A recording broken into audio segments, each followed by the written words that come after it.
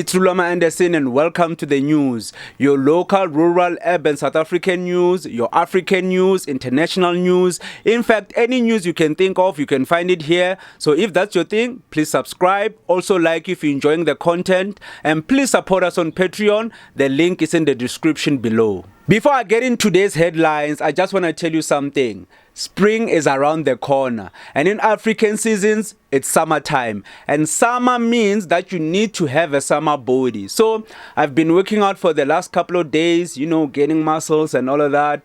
And right now, I don't have the desired body that I want. So I want to get to like 80 kg because right now I think I'm on like 72 kg.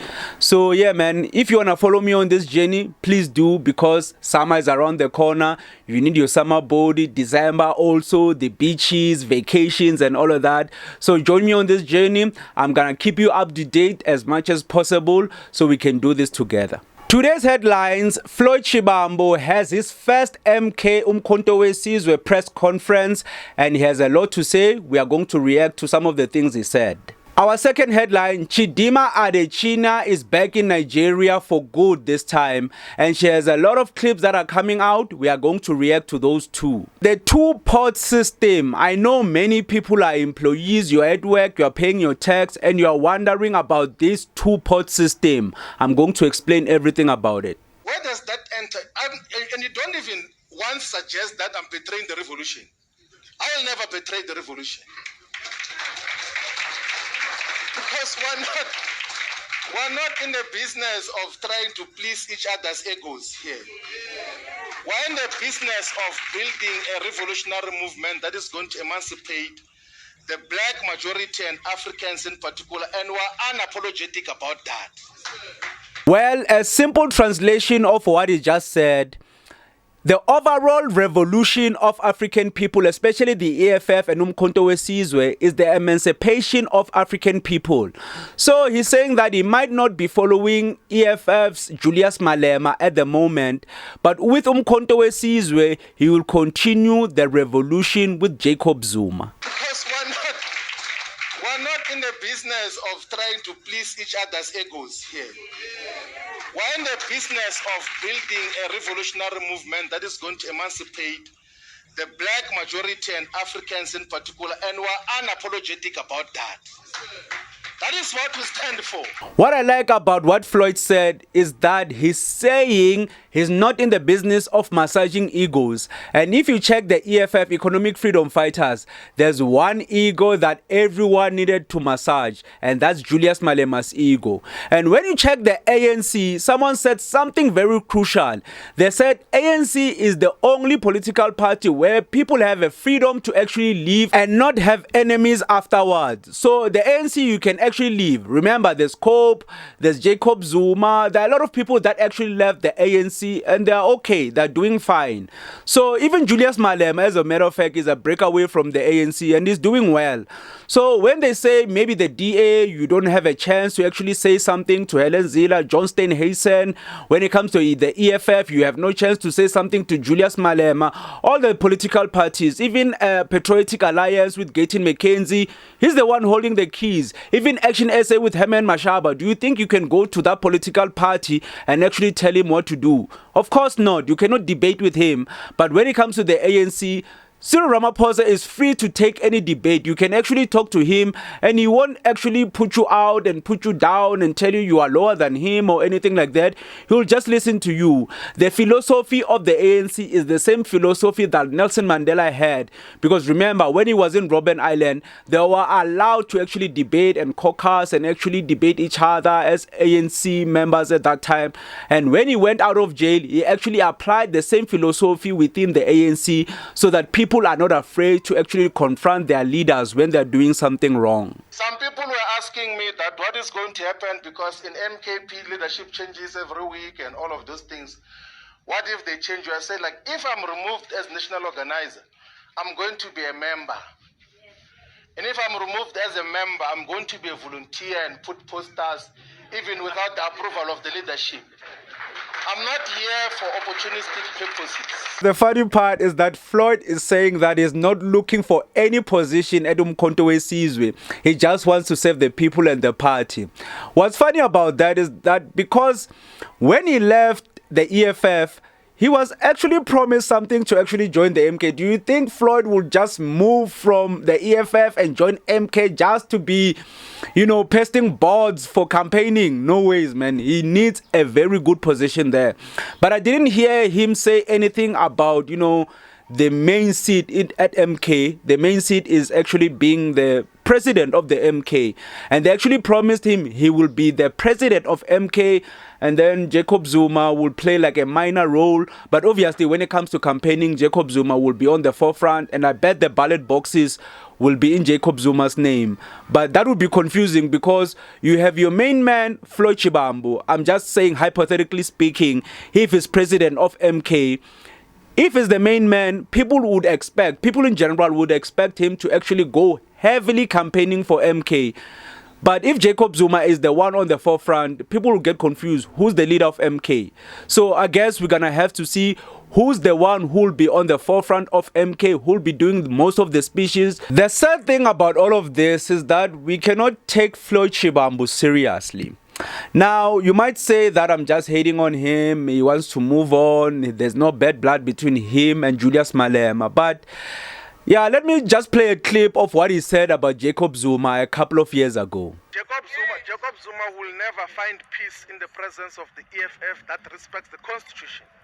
As long as the Constitution is what we have now, Jacob Zuma, unless he's held accountable to the fullest, he will never address this parliament. There will never be a time where he will find peace in this particular parliament.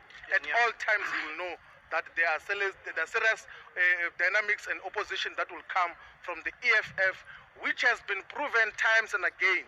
Floyd Shivambu should really clear the air. Is he against or with Jacob Zuma? Because this clip is quite scary. He was so sure of himself that he is not with Jacob Zuma, and Jacob Zuma has betrayed the revolution. So which one is it? Is this a marriage of convenience because he's stranded at the moment and EFF won't take him or take him seriously or give him position at the GNU? But fortunately for Floyd Shivambu, he was just taking orders from his leader, because Julius Malema, these were his talking points at that time. Remember, Julius Malema and Jacob Zuma had a falling out, but the falling out was quite strange because when he was ANC Youth League leader, Julius Malema was on the forefront saying they will do something to people for Jacob Zuma. I won't mention those things, what they actually wanted to do, but they actually said they will do something.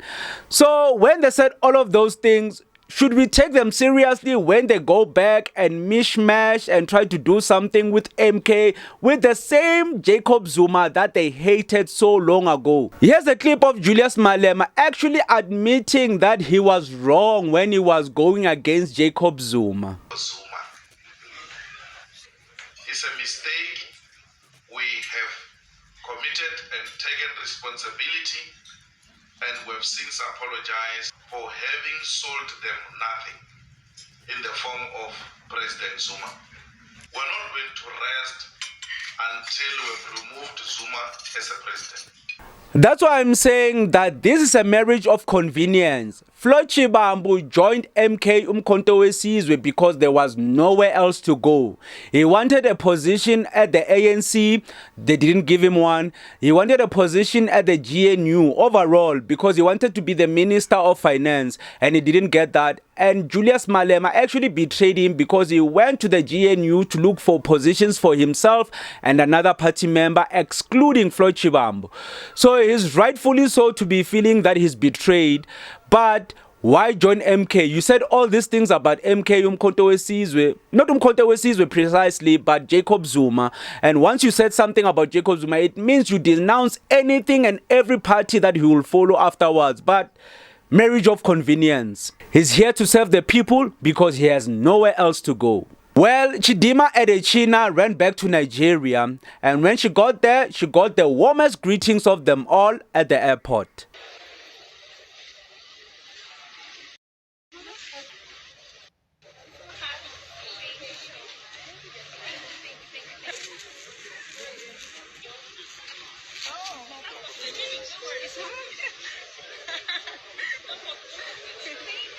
As you can see, the girl is with her people and they absolutely adore her. She's like a mini celebrity in Nigeria. So I think she did a good choice by going there because that's where her father is, right? I don't have much expectations. I'm just really excited that I'm in my father's land and I want to get to experience more about it. It's been 20 years since I've been here, so I just want to get to know more about the culture and where I really come from. So my goal is obviously to win the crown for Miss Universe Nigeria, and I do have an impact that I want to share with everybody. As a woman who has obviously faced adversity, I want to use my story to bring people together. I want us to value diversity and celebrate our differences. By that way, we can build a stronger community. She couldn't have said it any better. Her father's land. And you know, I really thought about this, that this girl will be throwing shade immediately when she becomes Miss Nigeria. I didn't think she'll throw shade this early. So, you know, South Africans, the number one problem that we have is the land issue. And the land issue, everybody knows about it. So this girl is saying that, oh, my father has land here in Nigeria, in my father's land. Oh. And you know, everybody caught that. When they saw the video, they were like, who is advising this girl? Why is she saying all these things? Because now she's trying to create an enemy out of all South Africans. I hope she's not going to say anything after this. She should just keep quiet, because South Africans, oh man, they go through the most craziest thing. They do the most craziest thing. And the latest thing that they did is really, really crazy. Basically, what South Africans did, and South Africans are really good at this, trolling. They'll troll the hell out of you and you'll take it very seriously. So at first, you remember, they trolled Miss Nigeria by voting for Chidimma, and they said Chidimma must bring it back home, which is some other crazy story. But the second thing they did is that South Africans actually ordered a request for Uber and Bolt. Like Uber in Nigeria, right? So they just requested just to go to places, because remember, you can just use the internet here in South Africa to actually log into Nigeria's website and actually request an Uber ride. So they would request multiple Uber rides and they would cancel at the last minute. So think about it. A driver maybe drives for like 5 kilometers thinking that he's going to get the best ride ever, he's going to make a lot of money, only for the person to cancel. I mean, that's that's pure evil. Yo, man, South Africa has trolls. But the crazy thing is that Nigerians did the same. So Nigerians did something way worse than that. They actually requested multiple cars. So like 20 cars in one location. Here's a clip for you.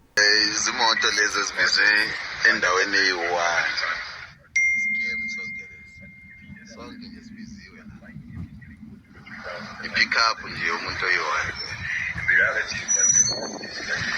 Pick up. So gents, ama request laba khona bonke uba black bonke bani hawu sikhona. So these poor drivers just went to a location thinking they're picking up someone, only to find out they're going into a diaspora war. So at the moment, Nigeria and South Africa are not in good terms. So even if you were to get a ride from a Nigerian person as a South African person, I would advise you for you to be careful. Yeah, the guys are professional, but this is getting really personal. And since these people are at work, why are we involving innocent people in this? If you want to troll people from Nigeria, you can do so. But you can't just take a person out of their work schedule and put him into these things. Some of these people don't even have a clue as to what's going on. You heard the guy from the clip. He doesn't even know. He just thinks that a person just requested just for the fun of it. And these guys are inconvenienced. So guys, like, please, man, like, I know Chidimma, you have something against her, but this is kind of childish. And it says that you are boring and you're bored as well. So, man, like, let's just stop this, man. Like, okay, and this girl, already she's on the lead as Miss Nigeria. It's quite obvious that she will win. So Let's just let this go, man. Let's not go further. Let's not humiliate ourselves. Let's talk about the two-pot retirement system. I know many people are wondering about this, especially if you're an employee, maybe you are 50, you're about to retire, or if you're someone who wants to actually take out money out of their pension and do something for the family or personal use, or maybe you want to open a business or something else. South Africa Pension Fund members who are considering accessing a portion of their retirement savings under the two-pot system must realize that is a costly way of getting money. The much touted two-pot system comes into effect at the beginning of September, the 1st of September to be specific. Under this system, a retirement fund members' contributions are divided into savings components accessible once in a tax year and a retirement component. For existing retirement fund members, a third component, the vested pot, contains the fund's members' contributions up to the 31st August 2024. This is the minimum amount you'll be able to withdraw. The minimum withdrawal would be 2,000 rands. The Actuarial Society of South Africa has pointed out that this threshold may disqualify certain members from making it a withdrawal when the two-pot system takes effect from the 1st of September. They will have to wait until the funds in their savings component have been built up to 2,000 rands. If a member terminates his or her membership of a fund and has already made a withdrawal within the tax year, the member can make an additional withdrawal in the same tax year if the balance in the saving component is less than 2,000 rands. So I really hope the information that I will give you will be very helpful, because the number one reason I actually retired is because I thought there would be a recession. Prices, inflation, prices will be going up so ridiculous that the amount of money you actually have won't actually mean much. Actually, when you have like maybe 50,000 in your bank account in 2010, that 50,000 is not the same money right now, because inflation just chowed that money. The increase of prices, meaning that the amount of things you could have bought in 2010 will not be the same. So when was it? 2021, when I actually took my pension, trust me, the amount of money that I received and the things that I bought was way more than I can buy right now. Please pay attention, because this is the most important part. The tax. How much will you be taxed? The tax note of the tax implications. So Alex Forbes emphasizes the importance of members to understand the tax implications of pre-retirement withdrawals from their savings component. These withdrawals are taxed at a member's marginal tax rate. Personal income tax table applies. The relevant tax rate is applied after the fund administrator has deducted its fee for processing the withdrawal. The two-pot system retains the tax deduction that can be claimed on retirement fund contributions. The deduction is limited to 27.5% of the greater of the amount of remuneration for payee purposes of taxable income. The deduction is further limited to the lower 350,000 rands or 27.5% of the taxable income before the inclusion of a taxable capital gain. The members who make pre-retirement withdrawals, which are taxed at their marginal rate, may effectively be squandering the benefit they receive from the tax deduction on their contributions.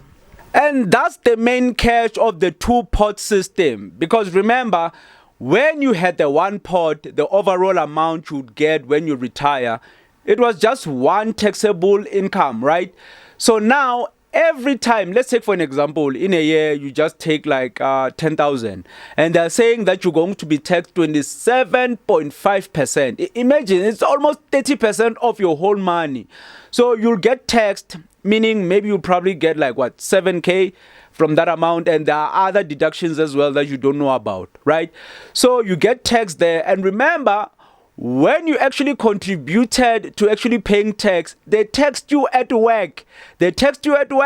And then now when you withdraw the money on the savings pot, they would actually tax that too. And when you retire on the main pot, they will actually tax that amount as well. So yeah, that's the video for you today. If you enjoyed, please slap a like on it. Please subscribe for more news in the future. Also support us on Patreon. The link is in the description. Also follow me on socials at Chidimma Adetshina on Twitter, X, Facebook, Instagram, TikTok, wherever. You can Google me, you will find me. Anyways, it's Chidimma Adetshina. For now, sharp sharp.